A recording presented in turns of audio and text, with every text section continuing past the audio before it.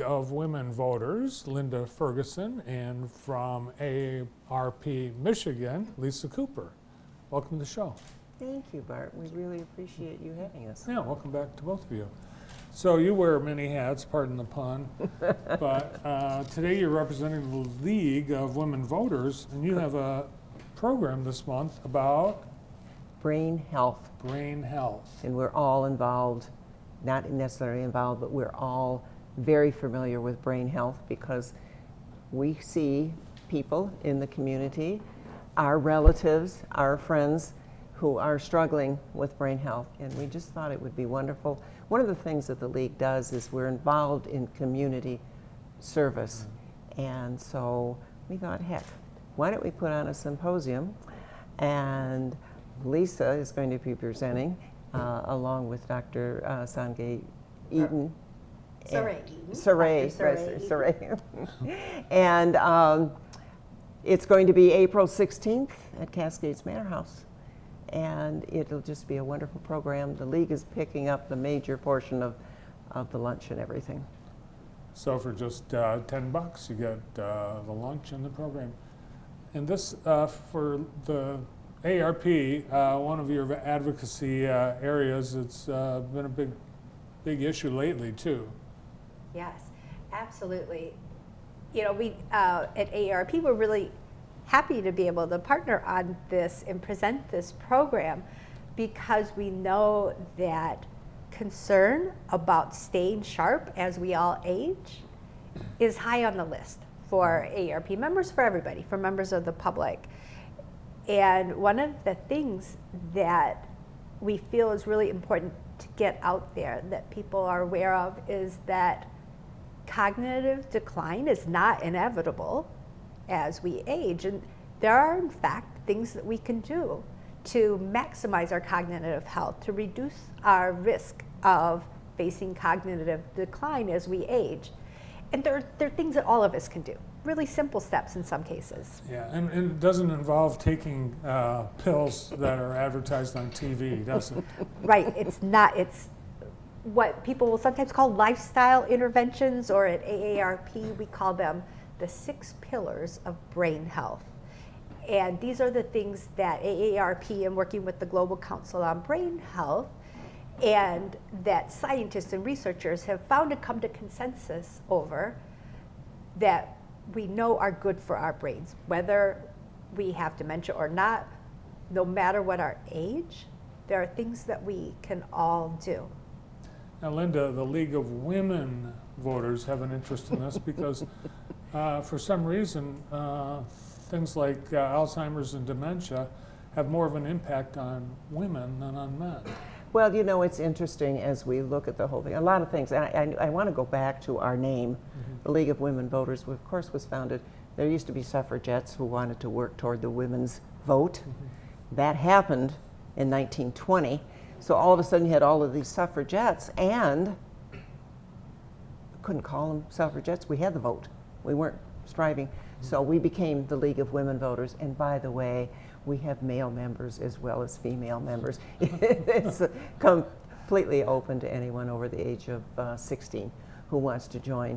And it is something, it's not just, we don't concentrate just on getting people out to vote. Even though our government is founded completely on your vote, that's how you have your say in our government. But we're also concerned about community health, and this is why we thought, time to get out there with a nice symposium on this whole topic, how to live your best life. Yeah, community engagement and social connection are part of both your role as a citizen, but also part of maintaining your best cognitive health. Those are part of our 6 pillars of brain health. Just sitting around enjoying lunch with some neighbors, that contributes to your brain health. Absolutely. Even better if you take a walk with those neighbors. Say you choose to have salmon on the menu when you have your dinner with the neighbors. And these are the types of things that we're going to talk about at the event. And it'll be, I think it's going to be empowering for everybody, but it's also going to be fun because we'll have some games. And I think everybody will walk away with some things that they can do in their own lives that will help make their opportunity to live their best life a reality, that will empower them to make these choices that can make a difference. Absolutely. And Bart, one of the things that we're going to have at the event on the 16th of April is we have resource tables that support all of the brain health ideas that Lisa is going to present. And Lisa's an expert because she is the co-chair of the Michigan Dementia Coalition. And I know throughout your career, in various ways, you've had exposure to some of the issues dealing with dementia, brain health, aging, and Alzheimer's. Yes. And it's work that is important to me personally, and I know our volunteers. One of our other volunteers, the co-presenter with me, is Dr. Soray Eaton, who's a retired physician out of Lansing. And similar to other AARP volunteers that we have, we've had personal experiences with family members who have faced dementia. Absolutely. And we know that through those experiences, there are a couple of things that we become impassioned, a number of us have. One is helping the person that we love who has dementia to live better, but the other is to try to start figuring out, okay, now that I've seen this in my family, what is it that I can do to help my own brain? Because now we do know the science has really changed a lot, even in just the last decade. So we know that there are things, positive things that we can do. Things to do to delay any kind of onset of dementia or Alzheimer's. Yes, to stay sharp, as Dr. Sanjay Gupta says. Yeah. Right, all the time. And we have to remember, I mean, you referred to it just briefly, it's not as if you can take a pill to cure dementia. It is keeping our brains as active as can be, which can be done in any stage of life, any stage. The caregivers, those are a big part of a population that have an interest in this, and there's also going to be information for caregivers of your symposium. All of anybody who is interested at all in brain health, there will be something there for everyone, and there will be a way to take away. It'll be a time where there's audience participation. It won't be sitting there boring and thinking. It's not a classroom. It's not a lecture. It's being involved.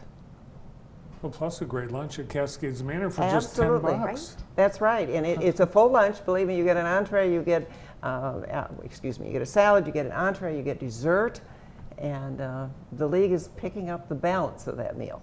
All right, so scan this QR code or call or email or make a reservation one way or another, and we'll see you at the Manor House on April 16th.